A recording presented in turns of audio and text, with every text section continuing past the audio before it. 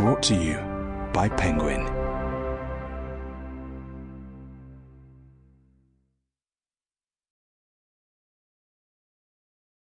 Favorite Daughter by Morgan Dick. Read by Heather Kosik and Susanna Fournier. For Cameron, Levi, and Beckett. Mickey. Mickey learned of her father's death from the obituary. She wasn't listed among his loved ones, which didn't surprise her. It didn't offend her either. Wildly indifferent, she slapped the newspaper into a pile on her desk and shoved it aside and resolved to never think about the obituary or her father ever again. She swiveled for a better view of the lone kindergartner squatting on the classroom carpet. That's a cool airplane. Ian did not look up from his Lego. It's a starfighter. Oh, my mistake. In the 45 minutes since school ended, Mickey had scoured the floor for every scrap of tissue paper, stub of crayon, and crust of Play-Doh. She'd scrubbed the tables clean of white glue and applesauce. She'd tucked away the cars, the trains, the glassy-eyed babies, the pink stethoscopes. All that remained was the Lego. And Ian. Mickey let her gaze drift toward the bathroom for half a second.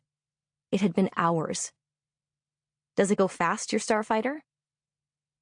Ian muttered under his breath and kicked off his shoes for no apparent reason, pouting in that despondent way of his, as if everything in the whole world insulted him. Mickey suppressed a smile. This kid was quite possibly her favorite. From the doorway came a clopping of boots and a jangling of keys. Mickey spun, searched the battle-worn face of Jean Donahue, school principal, and found a frown. Damn. "Hi, Miss Morris," Jean said, her voice as full of artificial sweetness as the can of Diet Coke she toted everywhere. "Hi, Ian." Ian shot her a glare and returned to his Lego. He was definitely Mickey's favorite. After traversing the classroom and perching on the edge of Mickey's desk, Jean gave a tiny shrug that confirmed the worst. It was time to call the cops. "No answer on her cell?" Mickey asked. "I tried it 4 times. Mickey felt the cold trickle of disappointment. Let's give her 10 more minutes. She deserves that much. According to Ian's file, his mom was 20 and his dad was nowhere. Jean threw back the last of her pop and crunched the can in her fist. Foundation had caked in the crinkles around her hard gray eyes. It's school policy. Easy excuse. Yes, Ian's mom should have been here at 3:50 with all the other moms. She should have greeted Ian outside the classroom with a hug and a kiss and a specially prepared snack of apple slices and peanut butter. But this situation wasn't her fault. She was probably stuck working overtime at a waitressing job she hated, but couldn't quit because her landlord had raised the rent by 35%. And now Jean wanted to involve the cops? Mickey thought of her own mother and the 1-bedroom apartment they'd shared all those years. Empty fridge, lights that only sometimes turned on. All because her father... No, she wouldn't go there.